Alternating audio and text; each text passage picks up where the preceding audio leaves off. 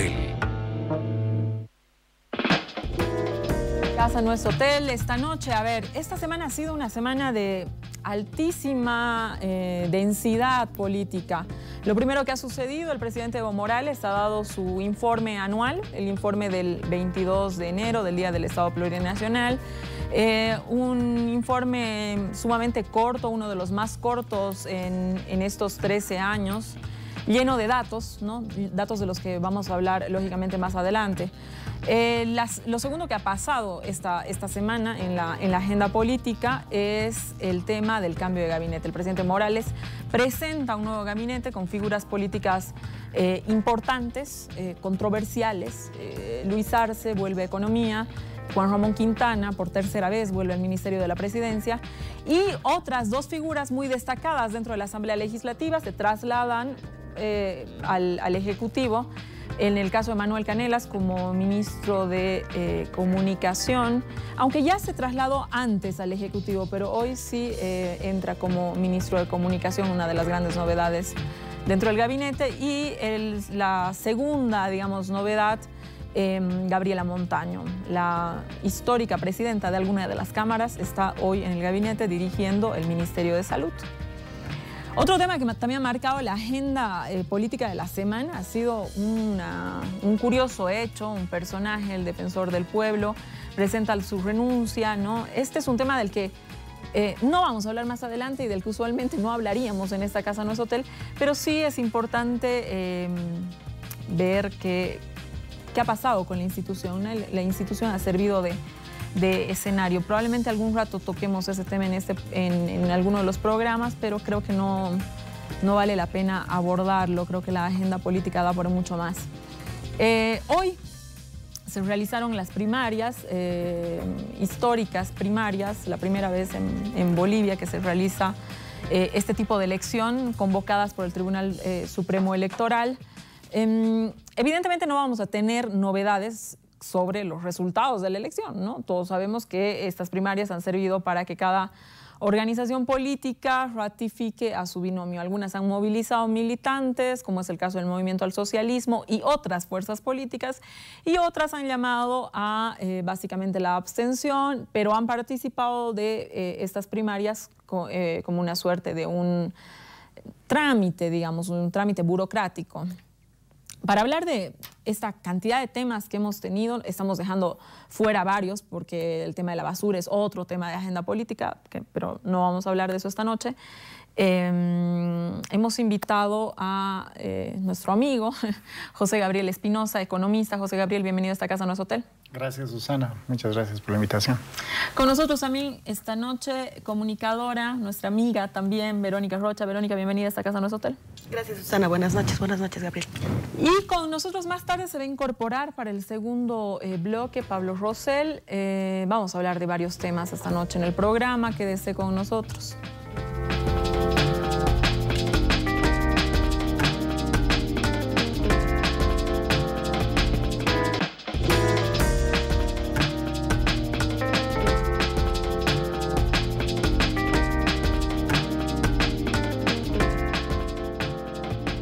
Casa No es Hotel. A ver, tenemos un programa con muchísimos temas, una agenda política muy densa, como lo hemos señalado al inicio del programa.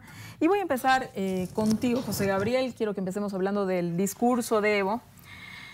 Y hemos visto muchísimas críticas a la forma, a la metodología que utiliza el presidente para hacer este tipo de presentaciones, este tipo de informes. Utiliza el antes y el ahora, ¿no? Como un método de presentar todos sus informes. Y yo, digamos, más allá de ese método, que creo que lo que intenta retratar es mostrarte los avances, yo quisiera que me digas dónde se concentran esos avances más importantes y dónde, desde tu perspectiva, estarían los estancamientos o las cosas de las que no se han hablado. Bueno, a ver, en principio es innegable, por ejemplo, que en infraestructura caminera el país ha avanzado y ha avanzado mucho, ¿no?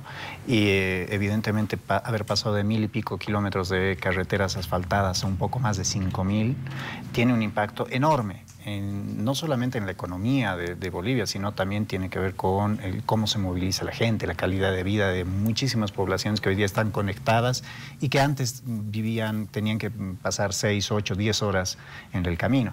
Eso es algo que no podemos negar. Otro elemento que no se puede negar es la gran cantidad de recursos que se ha logrado obtener para el Estado, independientemente de si se han administrado bien o mal. ¿Ya?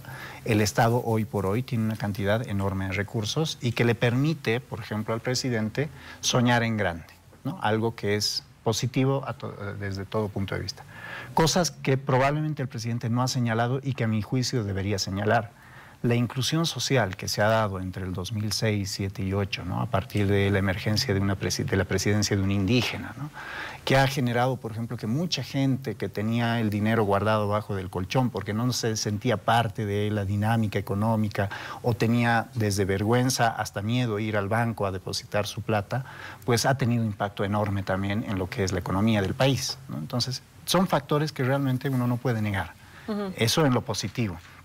Además de otras cosas, probablemente el tema del riego en el campo, en algunos proyectos que han sido relativamente exitosos, algunos bonos que han tenido, que aunque son relativamente pequeños en términos de impacto, para que la gente tenga una idea, solo entre el 2 y el 2.5% del PIB se distribuyen bonos. Claro, o sea, no es una cifra enorme. Masiva.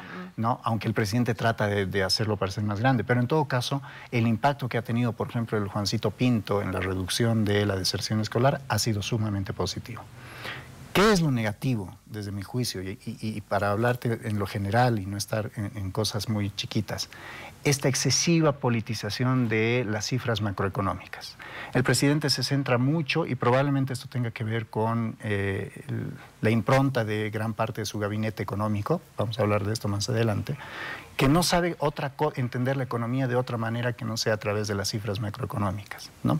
Y además de eso se tuercen las cifras presentándolas de manera poco correcta, lo que le da señales equivocadas a la gente. Te doy el ejemplo del PIB, que es algo que yo he criticado. Se habla del PIB en términos nominales, que se ha multiplicado por 4, ¿no? Pero en realidad el PIB lo que tiene que medir es producción, no mide una cantidad monetaria. La expresamos en dinero, porque es la forma de comparar papas, cebollas, sillas, vehículos, lo que sea que genere el PIB. Pero si solamente nos vamos a quedar con el PIB nominal, le estamos dando una señal equivocada a la gente de que esta economía es 4, 5, 6 veces más grande de lo que era en el 2005. Y no es así, porque en términos reales la producción ha aumentado, sí, pero no ha aumentado de la manera en la que el propio presidente cree que ha pasado. Entonces, ¿qué pasa? Cuando él transmite estas señales, la gente que cree en el presidente recibe señales equivocadas. Y esas señales las utiliza para, por ejemplo, llevar adelante una inversión, gastar su plata, endeudarse. Y si tú estás tomando decisiones económicas con variables equivocadas, probablemente tus decisiones económicas sean equivocadas. Entonces el presidente no está poniendo en la real dimensión, primero, el alto grado de credibilidad que tiene para un sector de la población y segundo, el alto grado de efectos negativos que puede llegar a tener sobre esta población el transmitir esta información sesgada. El tema del desempleo, por ejemplo. Bolivia ha sido siempre un país con desempleo bajo, relativamente bajo. Cuando Bolivia tenía 8% de desempleo, que lo dijo el presidente, Sudamérica tenía 16% de desempleo. Hoy día que Bolivia tiene 4% de desempleo, Sudamérica tiene el 8% de desempleo. Ahora, ¿por qué el desempleo en Bolivia es bajo? Porque somos una economía altamente informal. Entonces, el tema del desempleo, que dicho sea de paso en Bolivia, no se mide empleo de calidad, lo que se mide es ocupación, que es una cuestión muy diferente al empleo. Plantear ese dato como un logro social y que la gente crea que las cosas están absolutamente bien, cuando hoy día, por ejemplo, tenemos un alto grado de vulnerabilidad, y aquí me parece un poco más sincero el discurso del vicepresidente cuando admitió que la vulnerabilidad de la clase media es mucho más alta que en otros momentos, cuando admitió que todavía hay pobreza, pues genera estos problemas serios que luego la gente va a sentirlos en el tiempo, ¿no? A ver, yo me quiero quedar, José Gabriel, preguntándote lo siguiente. Tú marcas una diferencia en el tema de que hay excesiva politización de los datos macroeconómicos y que por ahí, por esa excesiva politización se toman decisiones un poco equivocadas cuando toca, por decirlo de alguna manera, aterrizar ¿no? Esas políticas, ya sea en empleo, ya sea en otro tipo de cuestiones. Pero yo una vez escuché una explicación que me pareció sumamente interesante. Si la macroeconomía está bien, ¿qué nos daría a pensar o qué elementos están puestos sobre la mesa para decir que la macroeconomía está mal? Es decir, o que podría presentar problemas. La macroeconomía y la microeconomía son una misma economía. Entonces, cuando tú hablas de mayor cantidad de producción, lógicamente estás hablando de una economía que para producir está obviamente movilizando muchos aspectos, una cadena económica, una cadena productiva, ¿no es cierto? Entonces, es cierto que tú hablas del PIB como el índice que mide la productividad, pero una productividad no está ajena, grande, a una economía que evidentemente ha mejorado, ¿o no? A ver, para que tengamos una idea. En el 2005 Venezuela tenía algo más de 15% de inflación, relativamente bajo para el caso de... El último dato disponible oficial que dio Venezuela es 121% el 2015. ¿Ya? 10 años después tenía 10 veces más inflación. El 2005 el PIB de Venezuela era 38 veces más el PIB de Bolivia, más o menos 600.000 millones de dólares. Para el 2015 el PIB de Venezuela se había multiplicado por 3. Estabas en 180.000 millones de dólares. Entonces, la cuestión es... Tú puedes decir que Venezuela, la microeconomía, el ciudadano venezolano del día a día la estaba pasando 3 veces mejor, aún descontando inflación. No se puede decir que en la economía venezolana, aunque las cifras macroeconómicas eran positivas el 2015 todavía, o las que nos reportaban, el ciudadano venezolano no la estaba pasando bien. ¿Y por qué pasaba eso? Bueno, básicamente porque en estos procesos de concentración, ¿no?, en las que un actor económico se vuelve cada vez más importante, en el caso de Venezuela el petróleo, en el caso de Bolivia gas, minerales y soya. Entre esos 3 productos se explican, por ejemplo, el 90% de las exportaciones bolivianas. Hoy día, el 2018, 90% de las exportaciones corresponden a estos 3 commodities. El 2005, solamente el 50% de las exportaciones. Entonces, ¿qué sucede? Cae el precio de la soya, cae el precio de la plata, el zinc o lo que sea que fuere que tenga que ver con minerales. O cae el precio del gas y automáticamente toda la economía empieza a sentir esa baja en la dinámica económica. A ver, yo tengo varias cosas que decirte, pero quisiera que volvamos con Pablo. Pablo, que ha llegado tarde hoy día al programa. A ver, Pablo, has escuchado la intervención de Gabriel. Estábamos en la parte de las cuestiones positivas, digamos, del discurso y las negativas. Pero yo te quiero preguntar, a ver, lo económico, a mi juicio, ¿no?, desde lo personal, creo que no está en debate. Creo que hay un acuerdo que hoy día la economía de Bolivia, más allá de estos problemas de cálculo, de cierto tipo de variables, ¿no es cierto?, creo que hay un acuerdo general en que la economía está bien, ¿no? Entonces, yo lo que te quiero preguntar, Pablo, ¿no crees que el discurso del presidente debió proyectar un poco más esa estabilidad, etcétera, que es a donde lo que él apunta a mostrar, una proyección más a futuro, más que hacer una comparativa de un antes y una ahora? Bueno, primero que nada, Susita, buenas noches y 1000 disculpas a la audiencia y 1000 disculpas a ti. Tuve un imponderable, no pude llegar antes. He escuchado la discusión de José Gabriel. Me parece que hasta cierto punto lo que tú dices es verdad. O sea, no hay mucha discusión en relación al tema de gestión económica. O sea, puedes discutir algún decimal más, algún decimal menos. El tema de que estén poniendo el PIB en términos de nominales, en dólares, yo no creo que sea tanto como para decir que hemos inflado la economía, como que para que la gente tenga alguna idea de cómo ha ido el crecimiento económico,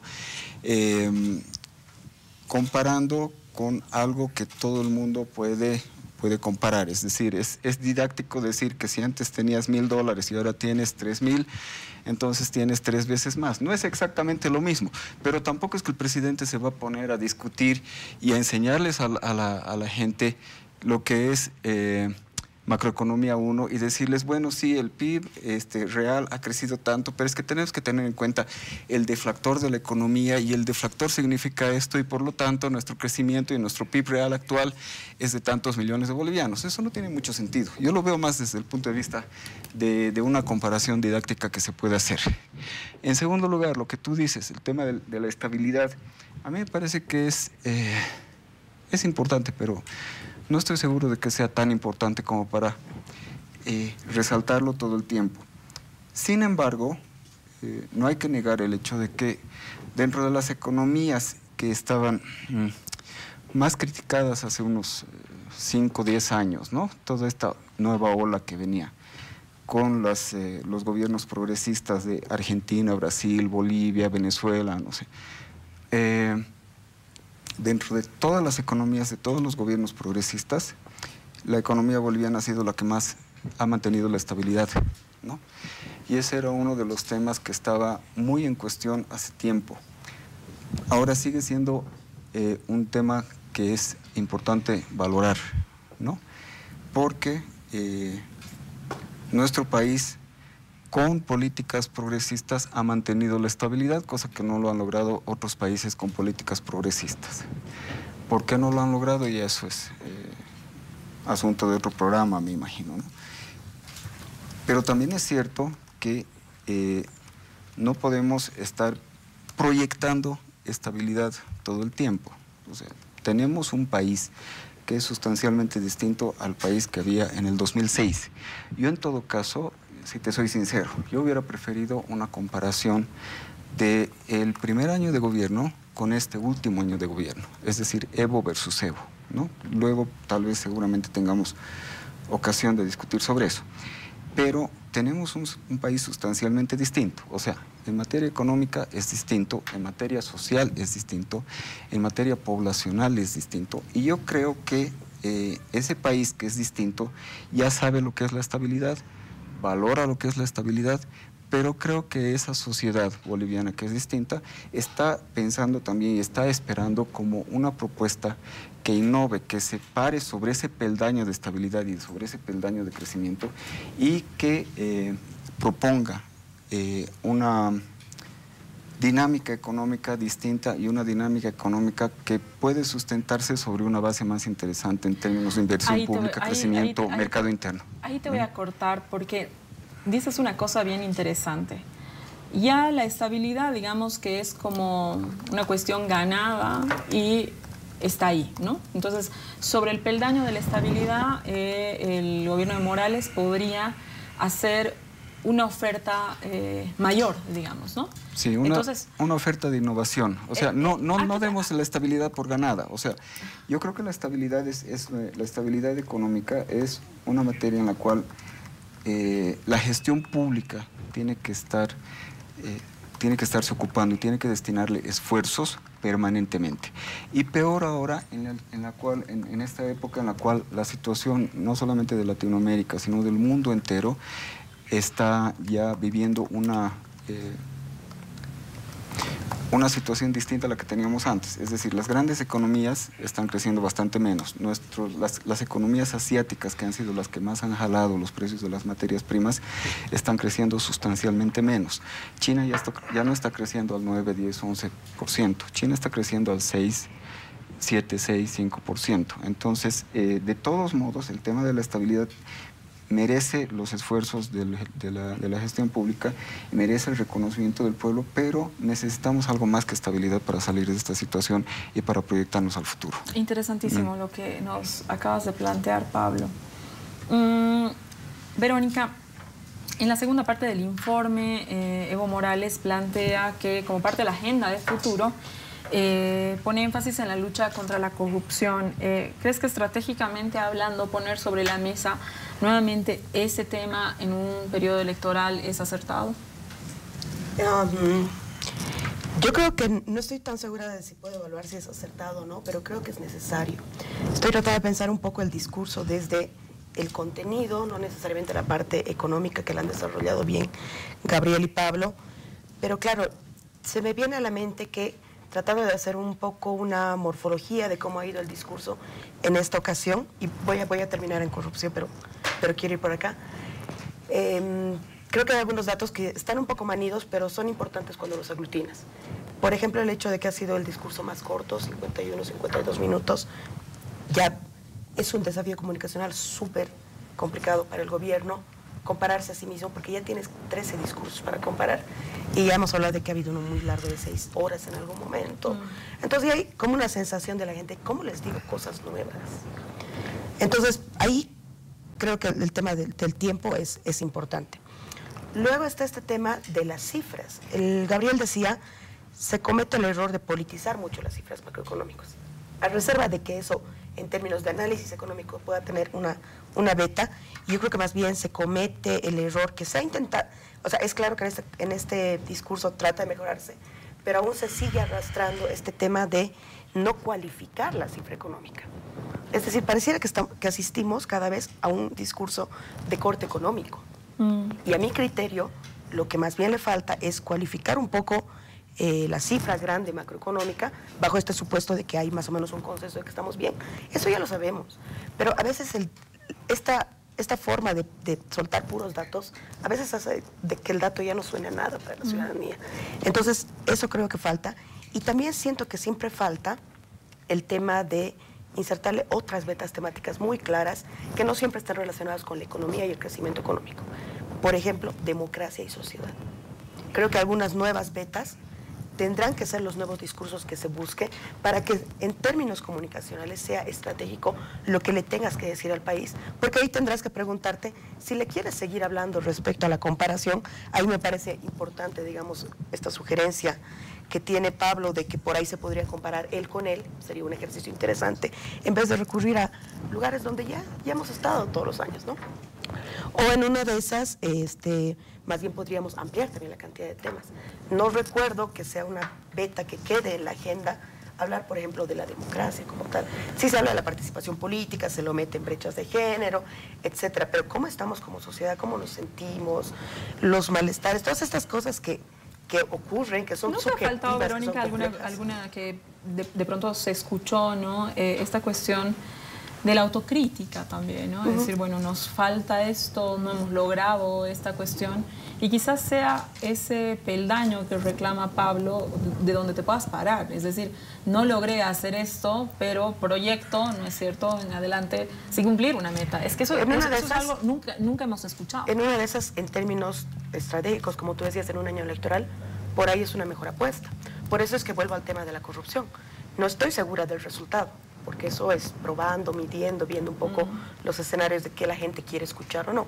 Pero sí me parece importante que se hablen de esos temas, porque finalmente son temas, ya hay estas certezas que son como pilares de que estamos bien, de que las carreteras crecen, de que el saneamiento básico avanza, la brecha de género en números funciona, pero hay que empezar a cualificar pues todo eso, ¿no? La sociedad, la democracia, la corrupción, esos temas que nos dan malestar cotidiano, ¿no? Exacto, lo que decía José Gabriel, de pronto luego se genera una confusión también en el dato chico, más allá de las discusiones que puedan haber sobre si has utilizado esta fórmula económica o no, que eso siempre es más complejo, ¿no? Capaz que esa cuestión... Sí, y bueno, aquí quiero agarrar dos cosas. Es cierto, el presidente no tiene que ser didáctico, pero tiene que ser responsable. Y lo hemos visto con el tema de las brechas de género, por ejemplo. El presidente le ha reducido solamente a el egreso de las mujeres y de hecho había un problema de comparación ahí del colegio. La brecha de género es algo mucho más grande que solamente salir del colegio. Un dato claro y que lo tienen en el INE. El ingreso promedio de una mujer a la misma cantidad de educación respecto del de un varón con la misma edad y cantidad de educación es casi 40% más bajo que el de un hombre. Ese es un tema que el presidente no ha tocado y no va a tocar jamás, ¿no? O sea, realmente es dramática la brecha de género en Bolivia. Hoy día en Europa o en Estados Unidos hay tremendas movilizaciones por brechas salariales que no pasan del 20%. El problema, como te digo, de que centrarse en lo macroeconómico, y ahí estoy totalmente de acuerdo contigo, de tratar de demostrar que este es el país de las maravillas, porque solamente lo macro funciona y ese es el paraguas bajo el que todo lo demás está funcionando perfectamente, es que se invisibilizan este tipo de cosas, ¿no? José Gabriel, en un post tuyo consideras que el retorno de Luis Arce no era buena noticia para la economía. Yo quisiera que nos expliques por qué. Aquí va otra cuestión. la economía hasta ahora, también voy al tema de innovación que tú planteas, estoy totalmente de acuerdo, y la innovación tiene que ver con dejar de pensar que solo el Estado puede hacer crecer la economía. Necesitas para innovar al sector privado, y el ministro Arce es una persona terriblemente adversa al sector privado. No sé si por cuestiones ideológicas, económicas, políticas, vaya a saber, pero es una persona con la que cuesta desde el sector privado trabajar. Y hoy por hoy está muy claro que el ritmo de crecimiento del país está empezando o se ha ralentizado. No importa cuánto esfuerzo más haga el Estado o el gobierno en este caso para que crezca el país. Entonces, ciertamente es un buen momento de cambio para innovar, para generar nuevos sectores, porque hasta ahora llevamos 13 años de economía extractivista, pero para eso necesitas una buena relación con el sector privado. Yo respeto mucho tu opinión, y aquí en esta casa, en los hoteles, se respeta la opinión de todo el mundo. Pero cuando hablamos de Luis Arce, hablamos de un ministro que ha impulsado un modelo económico que ha dado los resultados que ha dado. Es decir, más allá de las observaciones que uno pueda tener, es decir, los hechos están en que Bolivia está creciendo, en que las cuestiones son diferentes, más allá de que se pudo hacer mejor, de que acá se puede ajustar, etcétera. Creo que es un ministro que goza del reconocimiento de instituciones expertas que estudian la materia, ¿no? Entonces, y que ha logrado impulsar un modelo que reconoce en qué sociedad vive, ¿no? Es decir, por eso también la particularidad del modelo social, económico y productivo, no me acuerdo exactamente el nombre, reconoce la sociedad en la que vive. Es decir, hay tantos pobres, dónde se reinvierte, qué cosas, dónde se distribuye, ¿no? Creo que crea unas particularidades que nos logran poner en una situación de estabilidad. Desde ese punto de vista, ¿tú te ratificas en esta cuestión? Yo siempre he señalado que el ministro Arce ha sido un gran administrador de la cartera del Estado. Es una persona que podría haber generado ciclos inflacionarios terribles, como has visto en Brasil, en Argentina, en Venezuela. Bueno, no en Brasil, pero sí en Argentina y en Venezuela. Ha logrado mantener un ritmo de gasto relativamente alto del sector público sin generar estos desbalances macroeconómicos cuando había plata, ¿no? Pero no es una persona que tenga una lectura global de la economía, porque la economía no es solo el Estado. Y aquí sí te hago una corrección. Quien escribió el plan de desarrollo o este modelo no solo fue Luis Arce, fue el señor Villegas, por ejemplo. Sí, pero lo han hecho juntos. Sí, lo hicieron juntos. Y Villegas entró, y esto es algo que también hemos perdido en el tiempo. La cabeza del área económica en el Estado siempre ha sido el Ministerio de Planificación, que era el encargado de ver la economía en su conjunto, donde entraba el Estado, donde entraba el sector privado, donde entraba la cooperación. Uno de los problemas del modelo es que se ha centrado tanto en el área de que maneja el ministro Arce, que es la macroeconomía y la estabilidad de las cuentas fiscales, donde el ministro Arce realmente es indiscutible, y se ha ido dejando de lado todo lo que tiene que ver con el desarrollo del sector productivo. Hoy día decimos sector productivo a 2 o 3 enlatadoras que se han puesto en funcionamiento, cuando por ejemplo hoy día la tendencia en el mundo, la novedad, la innovación es poner por ejemplo la palta fresca desde Perú en París en 3 o 4 días, ¿no? Enlatados los hace cualquiera. Entonces, ciertamente no hay una visión productiva. El modelo donde falla es en lo productivo.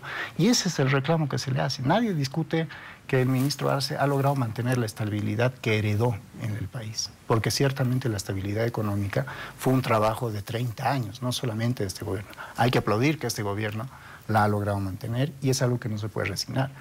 Pero cuando teníamos la oportunidad de desarrollar el aparato productivo en conjunto con el Estado, en conjunto con el sector privado, con las nuevas formas o las viejas formas de economía, no se ha hecho, se ha centralizado todo. Hoy día el gobierno central maneja más plata que todas las gobernaciones juntas, ¿no? Hoy día los ajustes se hacen en los gobiernos que son más cercanos a la gente y a las empresas. ¿Tú crees que entre el 2000 y el 2005, que es un periodo muy estudiado en Bolivia, nosotros podemos decir que hemos vivido una estabilidad económica? Te hago una pregunta. El presidente ha dicho que la inflación baja del 2018 es signo de estabilidad. ¿Estás de acuerdo? No necesariamente, pero a ver... Ha sido buena. Pero a ver, lo que te estoy, digamos, creo que se ha podido destacar que la estabilidad económica está de la mano de la estabilidad política porque te deja funcionar cierto tipo de cosas. Entonces, yo, honestamente, ¿no? Un lustro es un montón de tiempo. Okay. Entonces, si no había una estabilidad política, porque no la había, ¿no? Hemos cambiado presidentes, ¿no? 4 presidentes en ese periodo, 5 presidentes en ese periodo. Y aún así la inflación del 2002 fue más baja que la inflación de este año, del 2018. Sí. La inflación del 2001 fue 1.5%, igual a la del 2018. Con menos recursos, cuando los precios del gas estaban también altos, ¿no? Entonces... No, el 2002 tenía 0,90 centavos de gas, ese era el precio que vendías. O sea, a lo que voy, cuando se habla de estabilidad económica... No, claro, pero era reduce... la forma en la que nosotros hemos negociado. Era la forma en la que nosotros negociábamos porque los precios del petróleo y el gas empiezan a subir desde el año 2000. Pablo no me va a dejar mentir, la fórmula bajo la que se calcula el precio de exportación del gas hoy día es la fórmula que heredaron de los gobiernos neoliberales. Pero bueno, volviendo a tu pregunta, en temas de inflación, Bolivia, por lo menos desde el 90, desde el momento en que ya se había estabilizado la cosa y se había salido de la hiperinflación, ha sido uno de los países que más baja inflación ha tenido respecto de toda la región. En términos de desempleo, lo que les decía hace un momento, aunque Bolivia tenía 12, 14% de desempleo, la región tenía 24, 26% de desempleo. A ver, ciertamente quiero pasar, me da la impresión un poco que se deja sobre la mesa que administrar la economía bajo un modelo que recupera, lo que tú señalabas al inicio del programa, recupera mayores ingresos para el país, daba exactamente lo mismo para una economía que no recuperaba los ingresos para el país. Podría haber dado mucho más, siempre y cuando se habría entendido lo que tú decías, el modelo plural. El problema es que se ha centralizado el modelo. Hoy día el modelo es mucho menos plural que lo que se veía en el 2005, cuando había actores relevantes que no necesariamente eran el gobierno central. La pluralidad, Pablo, del modelo económico, no quiero entrar a años anteriores, sino a la actualidad. No se da, no se refleja, porque los empresarios de alguna manera son aliados del gobierno. Han declarado que están ganando mejor que nunca, han tomado una decisión bajo un acuerdo político de no ingresar en política. De hecho, el ala izquierda del movimiento al socialismo, algo que les reclama es este pacto que ha tenido con los empresarios privados. ¿Se puede hablar de que no existe pluralidad? A ver, yo voy a empezar por lo último que dices, ¿no? No hay cómo dejar contento a todo el mundo. O sea, obviamente el ala obrerista de un gobierno que tiene una cantidad enorme de esfuerzos que hacer para mantener este país saliendo hacia adelante, no va a estar contenta. Pero eso puede ser por el hecho de que no tenemos tantos obreros como los tenía, qué sé yo, las economías que se estaban industrializando en 1800. O sea, los saltos sociales que van a haber en Bolivia, que se han dado en Bolivia, no necesariamente iban a ser obreros. Y ahí hay que acomodar un poco la lectura de la realidad a lo que tenemos ahora. En segundo lugar, yo creo que sí, el sector privado ha tenido un nivel de crecimiento interesante. Probablemente se hubiera podido hacer más. Mis cálculos preliminares indican que la inversión privada podría haber sido por lo menos unos 500 o tal vez 600 millones de dólares adicionales al año. ¿Por qué no se ha dado? Hay una discusión que se tiene que hacer ahí en términos de incentivos, desincentivos, etcétera. Pero este es el único gobierno al que se le ha ocurrido, por ejemplo, hacer el desarrollo de nuestro sector del litio con el sector privado, extranjero además, ¿no? O sea, ahí no es que vamos a decir, ya, nosotros sabemos todo del litio, porque no sabemos todo del litio. Somos un país que recién está empezando con un material nuevo, con un material que está muy articulado en la economía del siglo XXI y han decidido reconocer esa limitación que tiene el sector público el gobierno, el Estado, y han decidido hacerlo junto con el sector privado y el sector privado extranjero, porque no había ninguna empresa boliviana especialista en litio que fuera tan poderosa como para situarnos en la cadena internacional del litio. Creo que hay que ir como que balanceando, ¿no? Hay algunas cosas que no han ido al ritmo que se requería, pero en este tema que para mí es estratégico, sí se está manteniendo esa lógica de pluralidad económica. Verónica, volvamos al gabinete, al nuevo gabinete, que son tantos temas de los que nos ha tocado hablar esta semana. Vuelve Juan Ramón Quintana, tercera vez ministro de la Presidencia, debe ser un récord histórico en Bolivia que recaiga en una misma persona 3 veces el Ministerio de la Presidencia. En su primera declaración ha dicho textual: la prensa le inventa el rótulo del hombre duro y violento, cuando él solamente es un hombre firme. ¿Qué opinas sobre la figura de Quintana? ¿Crees que a través de la figura de Quintana se intenta intimidar? ¿Por qué se recurre otra vez a la figura de Quintana? ¿Qué te dice la figura de Quintana? Creo que eso tendríamos que ubicarlo en una evaluación general del gabinete. Yo tengo la evaluación de lo que se ha querido postular. Es primero un efecto sorpresa, que creo que se ha logrado. Los últimos cambios de gabinete han sido moderados, no han generado ningún tipo de titulares, discusiones, etcétera. Entonces creo que ahí es un golpe político que tiene su efecto de corto plazo, pero funciona, da una señal. Se para en un año electoral. Y esa es, creo, la señal. Y obviamente Juan Ramón Quintana es uno de los ministros considerados duros dentro del gobierno y dentro de la historia de todo el gobierno, estos 13 años. Entonces creo que obviamente su labor ahí está para mostrar la firmeza con la que el gobierno opera. Y creo que creo que ese es el objetivo que se quiere comunicar hacia afuera. Firmeza, solidez, dureza no en el peor sentido, pero alguien con mucha firmeza ahí, ¿no? No creo que lo que se quiera es generar susceptibilidad, dar miedo, ni mucho menos.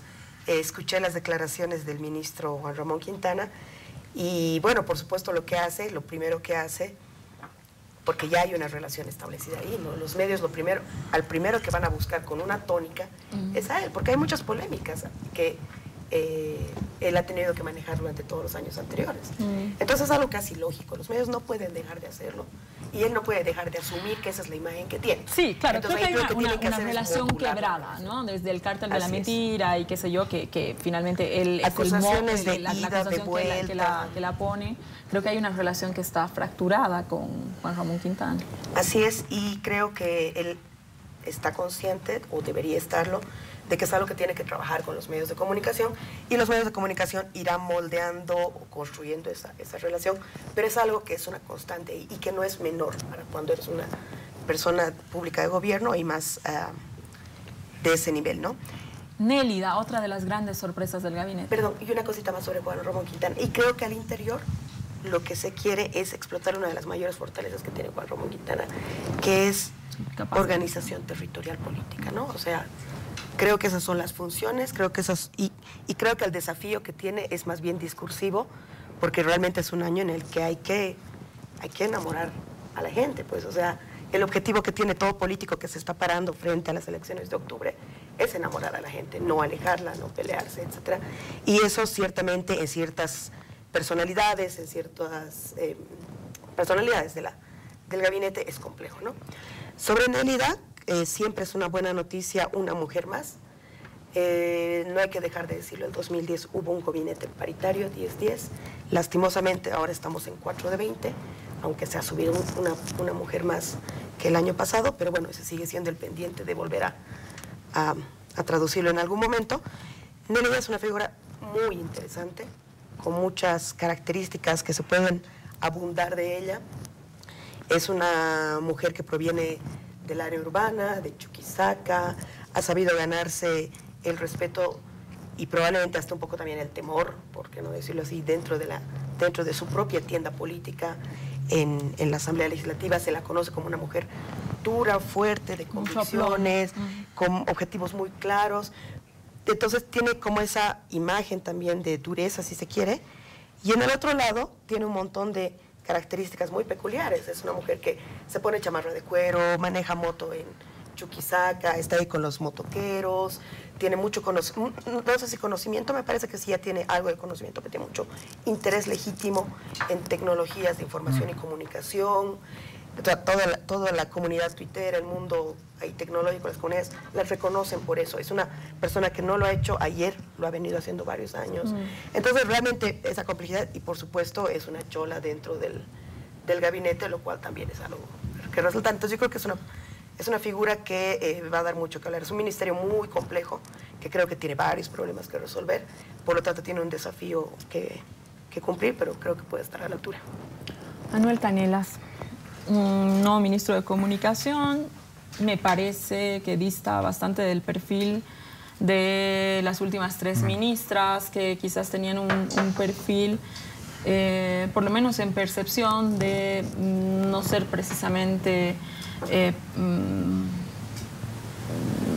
digamos, que negocien, ¿no? Capaz que no era las últimas 3 ministras capaz que no tenían un perfil negociador. Llega Manuel, la primera declaración muy reflexiva, ¿no? en una visión un poco más amplia también de qué se necesita, cuáles son los límites ahora mismo del movimiento al socialismo, etcétera, ¿no?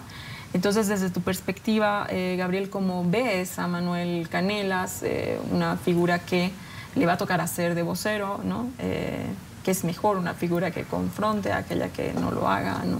Bueno, todo el mundo sabe que yo tengo mi corazoncito un poco distinto a lo que cree el MAS, pero creo que Manuel Canelas viene a ser como un refresco para ese ministerio que se ha venido a menos en los últimos años, porque más que comunicación se ha hecho propaganda, ¿no? O por lo menos una vocería política bastante dura de lo que es la actividad del gobierno.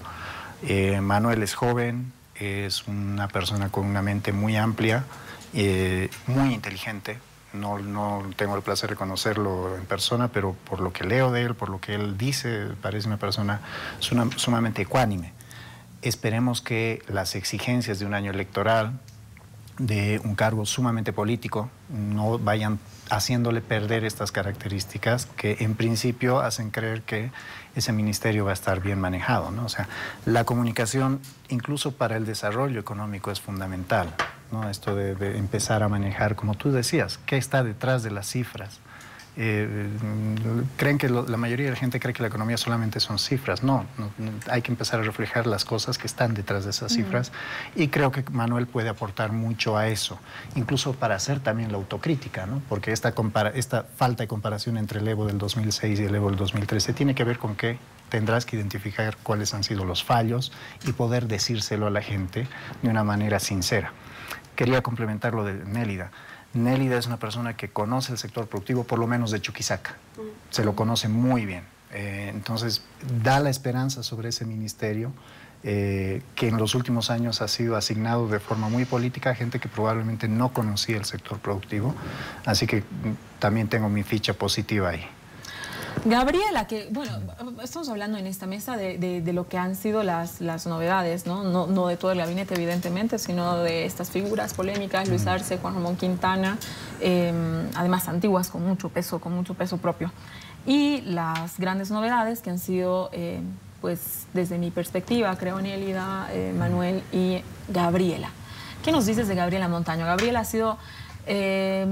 tal vez yo no sé si solo la mujer, sino tal vez la persona que más tiempo ha ocupado las presidencias de las cámaras, ¿no? O sea, si algún día habría que hacer un recuento histórico, probablemente la primera sería Gabriela. Se la conoce por haber gestionado la asamblea, lidiar con todas las tiendas políticas, con los intereses de cada una de las tiendas políticas, con qué leyes van, más allá de toda la fama que podría tener la Asamblea Legislativa, ¿no es cierto? Evidentemente, manejar una asamblea es mucho más grande que manejar 2 ministerios, ¿no? Por lo conflictivo que puede ser aquello. ¿Qué impresión te da, Gabriela, al mando de un sector que se ha vuelto pues un sector opositor, claramente opositor al gobierno, como es el sector médico. Yo creo que proyecta liderazgo y eso es lo que se necesitaba en ese ministerio, ¿no? Hoy en día hay mucha gente en cualquier ciudad del país que vos puedes ir a la calle, preguntar y saben quién es Gabriela Montaño. Proyecta liderazgo, la gente la conoce. A mí me interesa también mucho la característica de que proyecta también juventud. O sea, este nuevo gabinete no solamente que está proyectando alguna manera distinta de hacer las cosas, sino que está proyectando una renovación dentro del partido de gobierno. Es una renovación que probablemente a muchos les puede sonar como que todavía insuficiente, pero a mí me parece que es un paso importante. Tienes que tener en cuenta de que la gente que logró llegar al poder el 2006, en este momento ya está pasando bueno, ya está acercándose peligrosamente a los 60 años. Biológicamente, a medida que nosotros envejecemos, somos menos proclives a generar cambios, pero aún así se están generando cambios ahora. Me parece que eso es una interesante señal de renovación, de liderazgo para el sector. Se las va a tener que ver con un gremio que, a mi juicio, está tratando de preservar una serie de privilegios disfrazados de derechos. Hay que escuchar también la contraparte, ¿no? Tienen algunos temas que hay que discutir ahí más en profundidad y no quedarse en el blanco y negro de yo soy bueno y tú eres malo. La tiene difícil, pero aún teniéndola difícil, tú sabes que una mujer joven con liderazgo va a poder llevar las riendas de ese sector razonablemente bien. O sea, en este momento yo le estaría dando como un voto de confianza. Me tengo que ir a un corte, voy a volver a hablar. Realmente nos hemos quedado muy cortitos en este bloque. Hemos hablado un poco de economía, un poco de nuevo gabinete. Creo que falta profundizar en los temas económicos. Siempre es un programa interesante, José Gabriel. Para la próxima, como de costumbre, vas a estar en el tema del análisis económico y tú también, Pablo. Pero me quiero ir a lo que ha sucedido hoy. Históricas, primarias, para unos una elección inservible, para otros un primer paso a lo que significa la profundización de la democracia. Vamos a hablar en el siguiente bloque, más adelante, lo que ha sucedido hoy. Los resultados, usted por supuesto ya los conoce, pero vamos a hablar del proceso.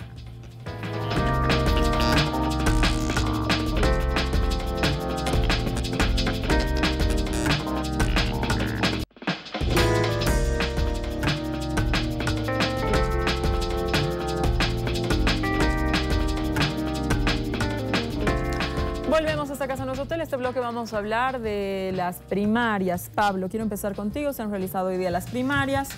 Los votos en este momento se están contando, los niveles de participación se están contando, todavía no hay datos oficiales, pero han estado claras dos cosas hoy, ¿no? El oficialismo va a las urnas, la oposición no va. ¿A qué se debe esto? La oposición va a las urnas. O sea, de todos modos, el conteo de votos que haya, muchos, pocos, lo que sea, ya está fijado por ley que ese es el camino que hay que seguir para la elección que viene este año. Obviamente la importancia que le ha dado cada uno de los bloques es distinta, pero normativamente, legalmente, aunque sea con 2 o 3 votos, mientras no se diga lo contrario, es el resultado de lo que vaya a pasar hoy día es la base legal de lo que va a pasar para las postulaciones de las candidaturas para la presidencia en este año, ¿no? Ahí hay un montón de interpretaciones, puedes decir un montón de cosas y probablemente se pudieron haber mejorado algunos elementos de las primarias, pero de todos modos me parece interesante el ejercicio y también nos muestra algo muy propio de la cultura política boliviana. Somos todavía demasiado caudilistas, ¿no? Tenemos un instrumento muy de avanzada que son las primarias para una cultura política que todavía no está preparada para ese tipo de debates al interior de las organizaciones. Tal vez lo esté en el futuro, depende de cómo se den los cambios socioeconómicos, ¿no? Pero nos está diciendo mucho acerca de cómo es la sociedad, o sea, más allá de si estamos hablando de las fracciones del oficialismo en la oposición. Interesante, Pablo, tu apunte. Y sobre eso, José Gabriel, la oposición ha señalado que son unas primarias innecesarias, ya que todos los partidos han pactado un solo binomio, ¿no? Eso viene pactado. Manuel Canela responde y dice esta mañana que el hecho de que exista un solo binomio en las tiendas políticas de la oposición es porque ellos así lo han querido, ¿no? Que ha dado ejemplos con el MNR, donde hubo grandes esfuerzos para bajar a dos binomios que también querían habilitarse. En el tema del caso del PDC, habló de que Norma Pierola no pudo inscribirse. Y en el caso de Carlos Mesa, que pasó una cuestión similar en cuanto a que su acuerdo con el FRI y Sol.bo está expresado, y eso está en medios de comunicación, escrito, que él solamente se alía si era el único candidato, ¿no? De hecho, Luis Revilla dice, dejamos además a Carlos Mesa la posibilidad de escoger su propio vicepresidente. Entonces, ¿no te parece que el rechazo de hoy a las primarias es de alguna manera un rechazo oportunista? Mira, yo creo que el rechazo tiene que ver con la forma en la que se ha apresurado la elección o todo lo que es el esquema este de las primarias, ¿no? O sea, hasta el día de hoy no sabemos si el TCE efectivamente había propuesto las primarias para el 2019 o era en realidad una propuesta hacia elecciones futuras y una parte del TCE cerró para que se hagan este año, ¿no? Entonces, ante esa incertidumbre política, ante esa excesiva politización también, aunque este es un proceso político, pero ante esa excesiva ya polarización de las cosas en las que todo es blanco o negro, y en la que el descreimiento precede siempre, ¿no? O sea, ya no existe el beneficio de la duda en política, ¿no? Primero te acusamos y luego vemos si eres o no culpable de esto, ¿no? Y si me gusta o no, si eres culpable, ¿no? Exactamente, ¿no? Hay también en los análisis de oposición y de oficialismo también esa premisa, ¿no? De que si me caes bien, pues es positivo lo que hagas, no importa lo que hagas, si me caes mal es negativo. Entonces, bajo esa lógica, en la que ninguno de los actores políticos ha escapado, probablemente lo que ha sucedido hoy era la opción más efectiva y eficiente posible para las organizaciones políticas de oposición que no han tenido tiempo de organizarse, que no tienen recursos necesarios para enfrentar en tan poco tiempo y con tantas exigencias lo que era el proceso de las primarias. Que haya sido positivo o no, ya lo vamos a ver en el futuro. De por sí ya primarias en las que no podemos hacer la pregunta de quién ha ganado a esta hora, ya es un fracaso, ¿no? Y es un fracaso no necesariamente para el MAS solamente o para el Tribunal Supremo Electoral o para la Asamblea, es un fracaso para todo el sistema político que no está encontrando en este momento en ninguno de los escenarios espacios de renovación, ¿no? Lo que tú decías, el MNR, intentaron haber otras opciones, pero claramente internamente se nota que todavía falta una reconstrucción institucional. Lo mismo ha sucedido en el tema del MAS, o sea, la crítica de la oposición es ¿por qué cerrarnos tanto a un presidente y vicepresidente que ya llevan 13 años en el ejercicio, que son los políticos en funciones más viejos que tenemos en este momento, ¿no? Que generacionalmente están lejos ya de una Gabriela Montaño o de la presidenta del Senado, por ejemplo, ¿no? Entonces, ciertamente lo que está pasando hoy día en las primarias, desde términos económicos, si quieres, ha sido sumamente innecesario, y en términos políticos te está reflejando nomás esta debilidad institucional que enfrentan José todos. Gabriel, cuando se reclama democracia, porque creo que uno de los temas que se agenda muchísimo desde la oposición es el tema del cuidado a la democracia, y en paralelo se llama a que no se vote, ¿no? Entonces, ¿no encuentras que existe una contradicción quizás? Porque más allá de las críticas sobre la convocatoria, sobre que exista un solo binomio. Y creo que el mal del caudillismo, como lo señalaba Pablo, es un mal uniforme, ¿no? Es decir, todas las tiendas políticas tienen un solo binomio. Y aquellas que no las tenían se ocuparon de tener un solo binomio. Es decir, se ocuparon al interior, se ocuparon con acuerdos, se ocuparon de tener un solo binomio.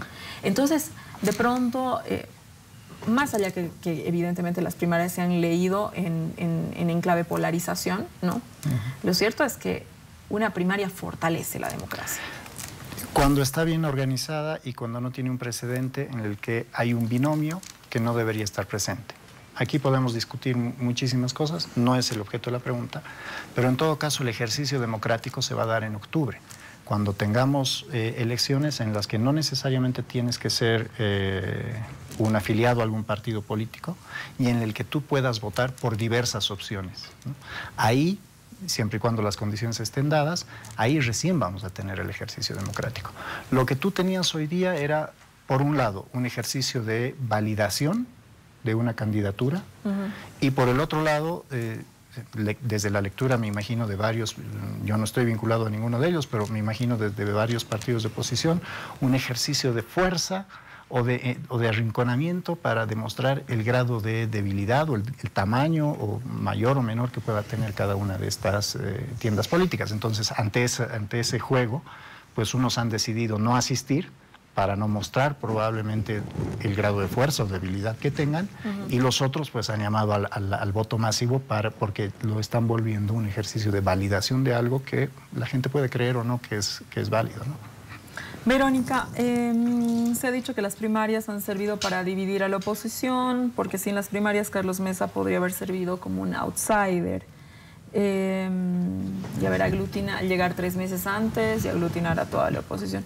¿Qué opinas al respecto? ¿Será simplemente que la primaria sirve solo como una estrategia política y ahí la podemos encapsular? Hay una línea delgada entre poder señalar si efectivamente se trata de una estrategia política o no. Lo que sí podemos afirmar quienes conocemos a fondo la ley de organizaciones políticas y cómo se ha construido, es que de alguna u otra manera el año pasado un proyecto de ley iba a ser puesto sobre la mesa. Las condiciones que fueron circundando ese tratamiento, esa presentación y demás, probablemente hayan tenido ya un tinte político en este sentido que señala Gabriel, que tiene que ver con un tema de tiempos. Yo soy una entusiasta defensora de la ley de organizaciones políticas y de la realización de primarias. Estoy totalmente convencida de que son necesarias, son urgentes para el sistema político, y aunque señalaba Pablo que somos una democracia joven, una cultura democrática cada vez con más escollos, es cierto que tenemos que en algún momento afrontar este reto. Ahí mi preocupación sobre el proceso electoral como tal y respecto a lo que preguntabas es que hay un dato que no es menor y que tienen que entenderlo muy bien tanto oposición como oficialismo. Y es el dato preocupante de que el proceso electoral, los procesos electorales, referentes autonómicos, constitucional, etcétera, todos esos están empezando, y ahora se confirma la tendencia con primarias, a ser parte del conflicto político, a ser un insumo y un momento más del conflicto político, y no así la instancia de resolución o de salida del conflicto político como lo ha sido históricamente los procesos electorales en Bolivia. En Bolivia cualquier conflicto que iba creciendo tenía una resolución en urnas. Por eso es importante cuidar los procesos electorales. Entonces, yo entiendo que pueden haber móviles políticos que agarren una ley que ha sido presentada en 2018. Siempre para ir a una urna hay móvil político. Es que siempre lo hay. Sí, pero tiene que ser un móvil político honesto y responsable. O sea, tampoco es la candidez y la inocencia de decir, no, esta es una cosa, la democracia y la política la circunda y que no se toque. No. Pero entrar en escenarios de manipulación, de convocar a distintos tipos de votación sin hacer un análisis real de cuál puede ser la incidencia esa en la democracia, me parece súper peligroso. Creo que las primarias habrá que ver los resultados, y con resultados no estoy pecando de ingenua de quién ganó, sino de ver realmente la votación, que creo que va a ser la participación. Creo que va a ser el único dato que estamos realmente esperando. ¿Cuánta gente en el padrón está inscrita en partidos políticos? Verónica, no sé si tienes el dato. Tengo aquí el dato de La Razón, que es 1.646.948. O sea, aproximadamente el 30% del padrón está inscrito. Aproximadamente el padrón son 6 millones más o menos. Menos del 30%. 25%. Sí, y no te olvides que Bolivia en general, obviamente no son comparables, no vayamos a cometer el error acá a unas horas en cuanto se conozca el dato, de hacer matemáticas simples y compararlo, porque no son comparables. Claro. Pero recordemos que Bolivia es un país vigoroso en su participación democrática y que, como vaya a ser el resultado, estamos hablando de 80, 70, es una participación siempre interesante, pero que también está vinculada a la obligatoriedad del voto. En este caso no es obligatorio, son primarias, etcétera, etcétera. Pero va a ser un dato que obviamente hay que ponerlo a discusión. No obstante, trato siempre de ser un poco más optimista y creo que este ejercicio, creo que La Razón titula muy bien hoy su periódico y dice un ejercicio democrático muy costoso, algo así. Y es pues la verdad, porque es verdad que aquí vamos a agarrar un know-how de muchos detalles. Hoy día en el Twitter tú y yo comentábamos algunos detalles que no quedan claros a la ciudadanía, que el mismo tribunal electoral y los tribunales departamentales seguramente han tenido que ir definiendo y han tenido dudas.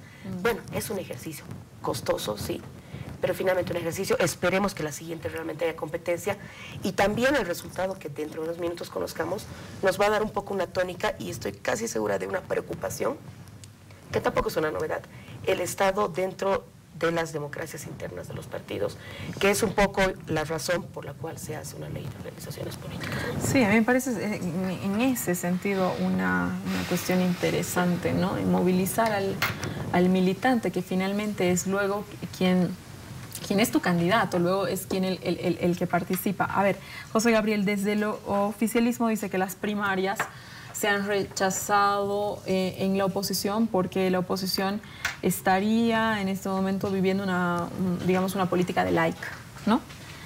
Con muy poca capacidad de movilización como organización política. No estoy hablando de plataforma ciudadana ni nada de aquello, sino como convocatoria de organización política, muy poca capacidad de movilización en calle, de convocar a la gente, de ir y hacer, digamos, convocar a sus militantes a que vayan a votar, que es mucho más fácil que pongan un like y luego no hacen vida política activa.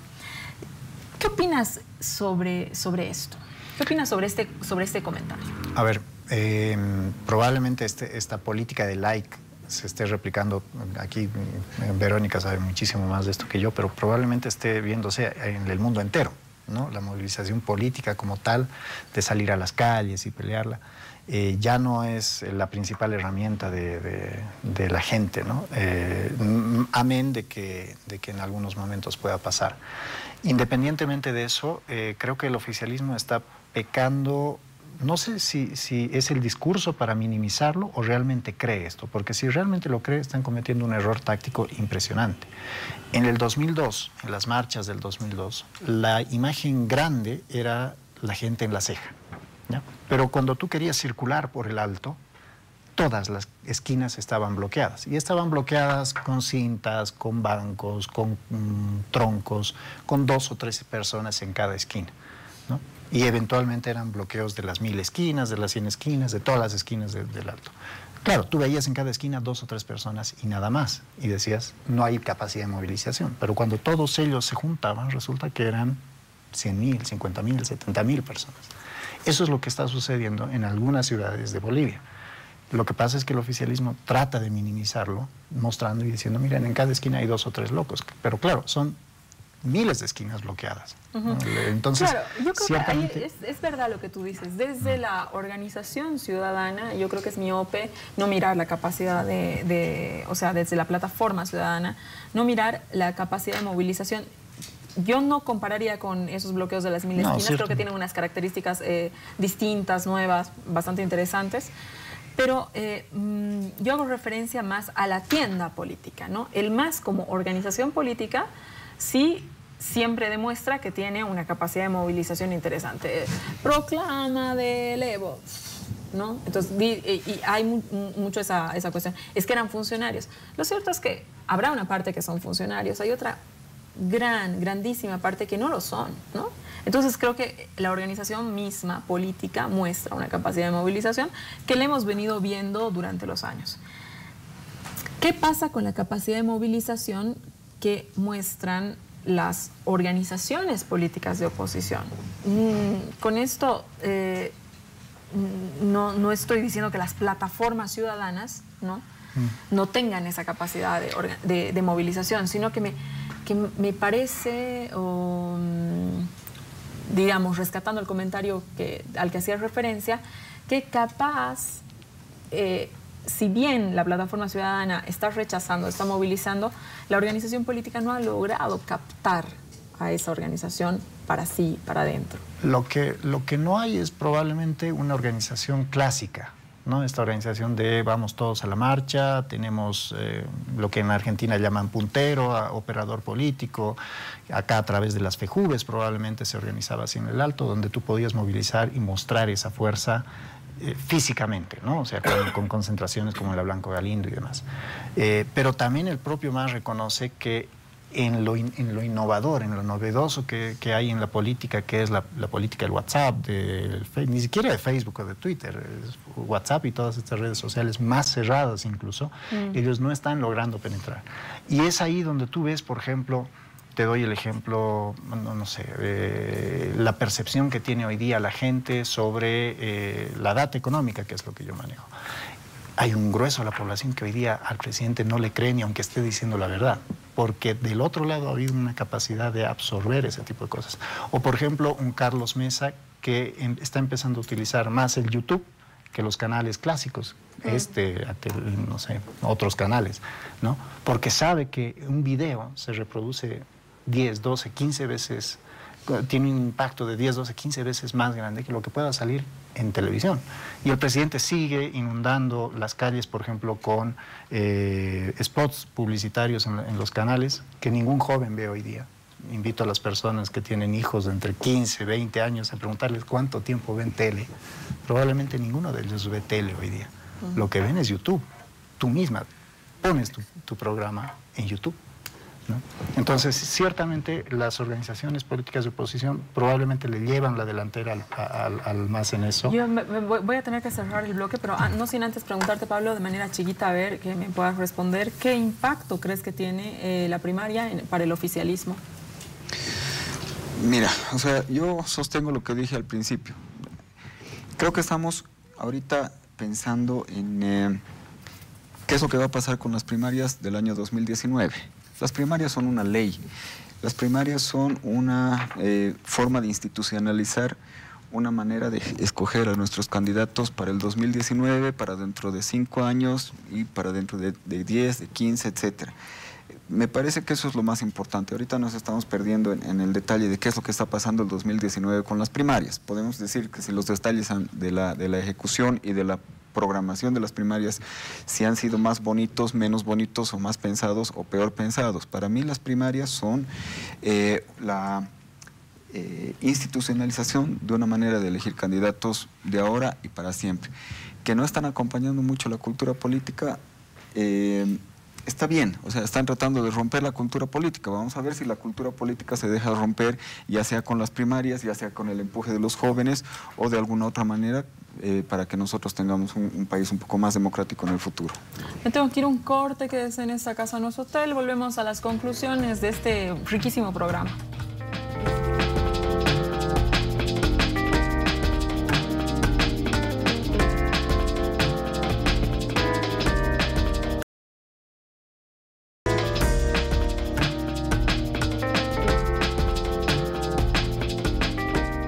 Volvemos a esta casa, no es hotel, ya solamente para las conclusiones. Y a mis invitados esta noche les voy a pedir que nos den un titular, si les tocaría titular mañana la prensa, José Gabriel, de todas las cuestiones que estamos hablando. ¿Cómo la titularías? Qué difícil. Pasado el gasto, vamos a elecciones. Verónica. Titularía Año electoral, hay que cuidar nuestras instituciones y nuestra convivencia democrática. Y Susana, un segundo. El Gabriel y yo tenemos que saludar a la comunidad tuitera y al Beto, porque siempre están siguiendo el programa. Bueno, les agradezco mucho. Abrazos al tele. Pablo, un titular.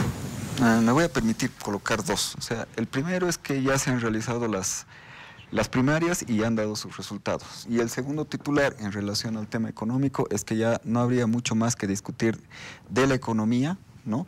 Sino más bien tenemos que empezar a discutir el futuro de la economía. Bueno, les agradezco mucho a los tres haber estado con nosotros en esta casa no es hotel. Yo también voy a saludar a la comunidad Twitter. Gracias a usted por habernos acompañado desde su casa con nosotros, con esta casa no es hotel hasta el siguiente domingo. Quédese con la programación de ATV. Muy buenas noches.